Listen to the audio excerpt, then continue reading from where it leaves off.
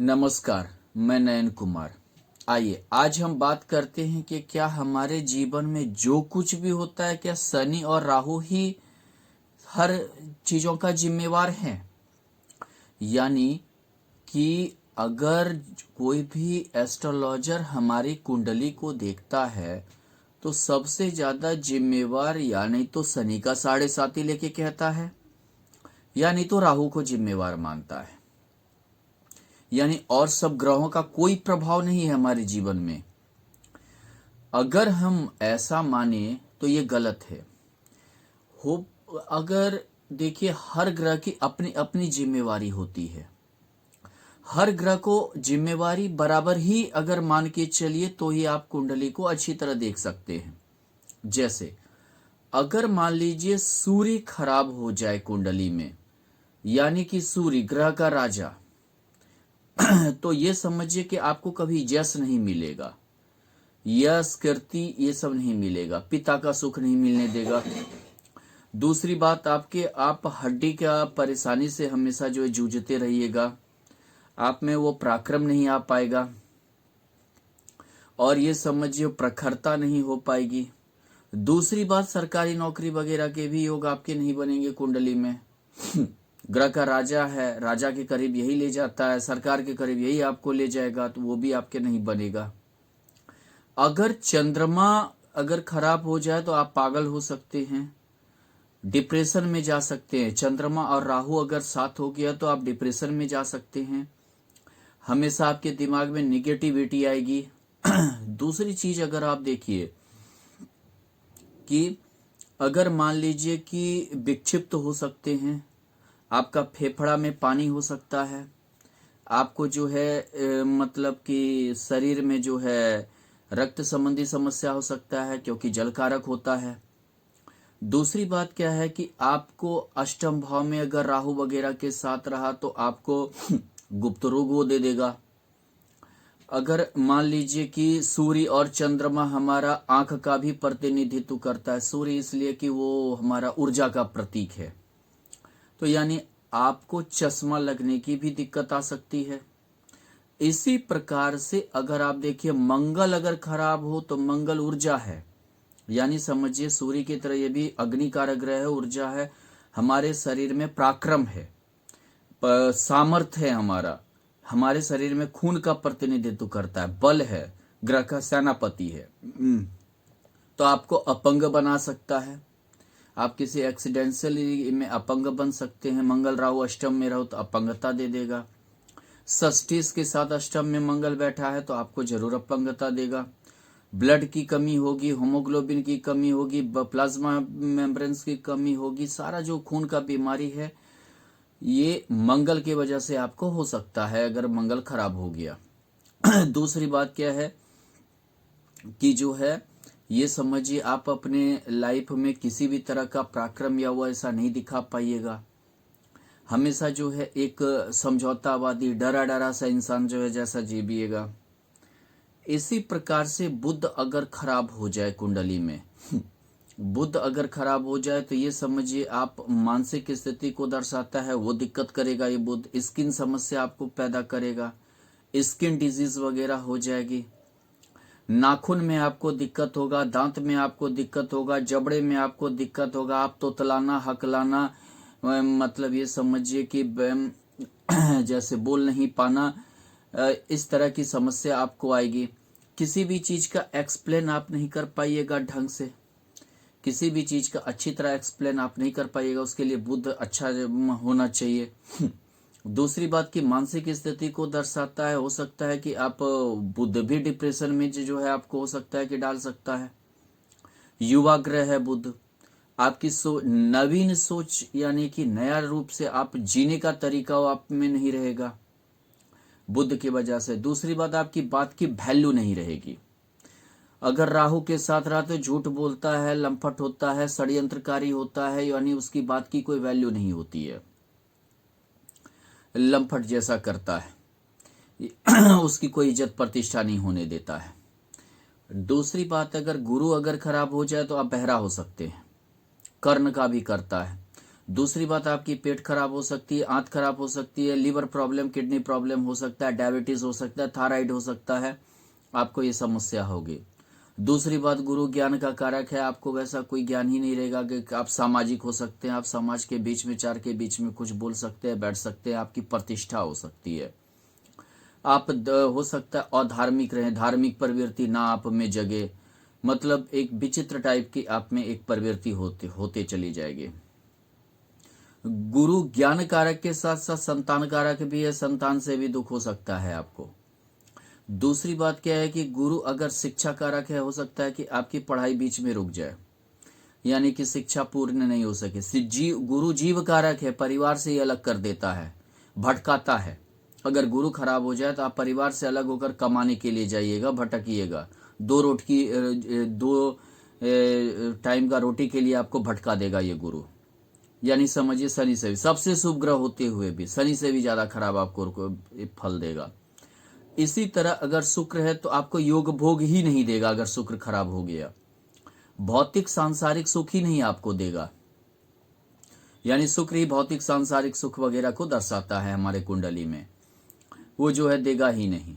दूसरी बात क्या है कि ये समझिए कि आप हमेशा जो है एक गजब की बिना बेस का जिंदगी आप व्यतीत कीजिएगा। मतलब ये समझिए कि आप को इतना पैसा ही नहीं हो पाएगा, अगर होगा भी, यानी कि होगा भी तो भी वो आपको सुख किसी न किसी प्रकार से वो नहीं देगा। अगर शुक्र केतु के साथ हो जाए, आपके पास सब चीज भोग का सामान रहेगा, घर में सब कुछ रहेगा, लेकिन आप भोग नहीं पाइएगा, कि हमेशा कुछ ना कुछ एक करेगा। दूसरी बात, शुक्र रोग देता है, आपको गुप्त रोग दे देगा।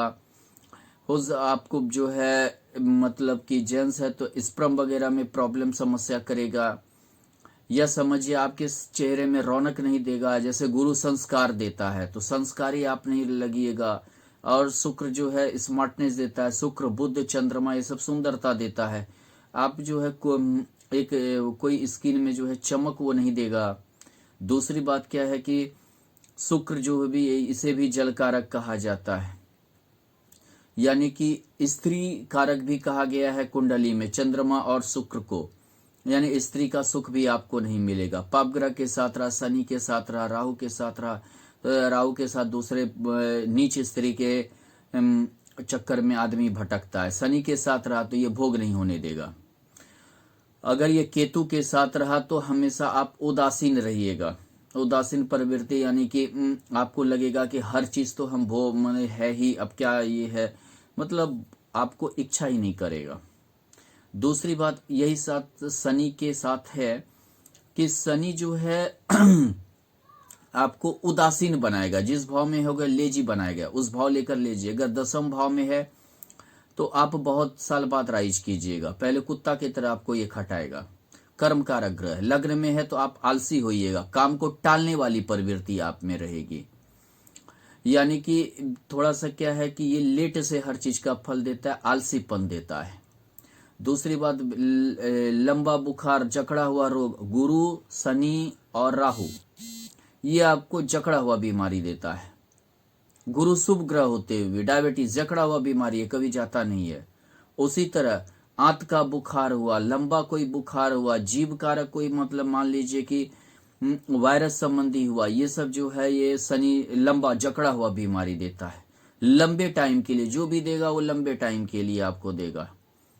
आंत संबंधी देगा, पैर संबंधी देगा तकलीफ, पैर के जो है ये समझिए जोड़ में दर्द वगैरह उत्पन्न करेगा, गेठिया जिसको कहते हैं, जोड़ में दर्द उत्पन्न करेगा, आंख की रोशनी करेगा, हड्डी को कमजोर करेगा। सूर्य का शत्रु है तो सूर्य हड्डी का प्रतिनिधित्व करता है, तो ये हड्डी को कमजोर करेगा, ये सारे रोग को देगा। राहु भी उसी टाइप का जो है, समझिए कि आपको अचानक कोई ना कोई एक दुख या तकलीफ ला देगा। द्वितीय भाव में है तो अचानक से आपको हमेशा कभी भी कभी आपके पास पैसा नहीं रहेगा, कभी रहेगा तो बहुत ज्यादा रहेगा। ये भी जो है आपको जकड़ा हुआ बीमारी देता है यानी कि आपको जो है ये समझिए ये राहु पित्त संबंधी बीमारी दे सकता है, आंत संबंधी बीमारी दे सकता है, गुप्त रोग दे सकता है, सूर्य हृदय रोग देता है। और अगर केतु है तो तो ये समझिए कि ये भी एक प्रकार का जकड़ा हुआ बीमारी आपको दे सकता है। केतु हमेशा, राहु केतु में एक क्या है कि ये बीमारी लेट से पकड़ में आते, लंग्स संबंधी बीमारी दे देता है। आप जांच करवा रहे हैं, देख रहे हैं नहीं दर्द है, फलना है, लंग्स संबंधी दे देगा, बहन संबंधी कुछ ऐसा समस्या दे देगा, खून संबंधी, मंगल के साथ केतु रहा तो खून संबंधी कैंसर वगैरह भी होने का डर बना हुआ रहता है। शनि के साथ भी केतु रहा तो कैंसर होने का, षष्ठ भाव में भी कैंसर होने का डर बना हुआ रहता है व्यक्ति को। पाप कर्तरी योग में षष्ठ भाव है और शनि और केतु के द्वारा या शनि राहु के द्वारा है तो भी आपको कैंसर वगैरह होने का समस्या प्राप्त होगा। लंबा हॉस्पिटलाइज, षष्ठ भाव, अष्टम भाव और द्वादश भाव का संबंध जब बनेगा, लंबा हॉस्पिटलाइज, खास करके गुरु ही, शनि राहु केतु ये सब ज्यादा ये करता है, परेशान करता है। इसलिए ऐसा नहीं समझिए कि आप एक शनि द्वारा या राहु द्वारा ही पीड़ित हैं। इसको इस भाव से आप लीजिए कि हर ग्रह का जो दायित्व है वो निभाएगा ही, जिसका जो दायित्व है वो निभाएगा। चंद्रमा मन कारक ग्रह है, यानी मानसिक रूप से आपको पीड़ित करेगा, आप डिप्रेशन में जीविएगा, आप विक्षिप्त हो सकते हैं, मानसिक रूप से जो है वो पीड़ित करेगा। उसी प्रकार सूर्य, यानी कि समझिए कि आपका इज्जत मान प्रतिष्ठा सब वो धूमिल कर सकता है। राहु अगर रहा तो आपका इज्जत मान प्रतिष्ठा को धूमिल कर देगा, अगर सूर्य के साथ है तो। इसी प्रकार अगर आप देखिए तो किसी भी ग्रह को मंगल अपंग, किसी एक्सीडेंट में पैर हाथ कटना, किसी युद्ध में, या अपंग होना, अपंग होकर जीना, ब्लड संबंधी रोग, ब्लड संबंधी इन्फेक्शन वगैरह ये सब देना शुरू कर देता है। यानी कि आप किसी भी ग्रह को कमजोर मत समझिए, यानी जिसका जो दायित्व है वो देगा ही।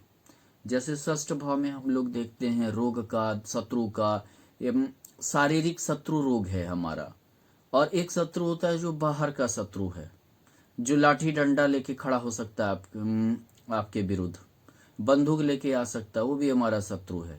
अष्टम भाव हमारा गुप्त भाव है, यानी यहाँ से गुप्त आप कोई भी चीज को देख सकते हो, गुप्त विद्या, गुप्त ज्ञान, गुप्त धन, गुप्त शत्रु, सब कुछ देख सकते हैं आप।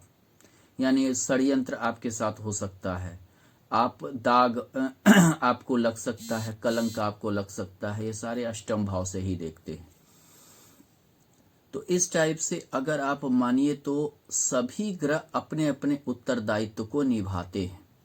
ये मत समझिए कि शनि और राहु ही आपको हर कुछ दे रहा है, और ऐसे अगर आप मानकर चलिएगा तो कभी भी आप सक्सेस नहीं हो सकते हैं। अब एक होता है कि शनि की 7.5, कभी कभी 7.5 कितने कुंडली में मैंने देखा कि अच्छा फल भी दे रहा है।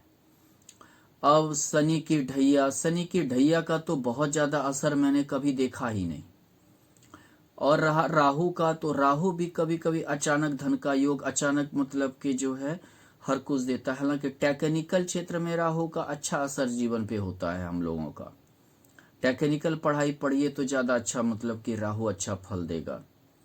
तो इस टाइप से जो है ये मानिए कि हर ग्रह का अपना अपना दायित्व है, उस अनुसार से हमें फल देते हैं। धन्यवाद।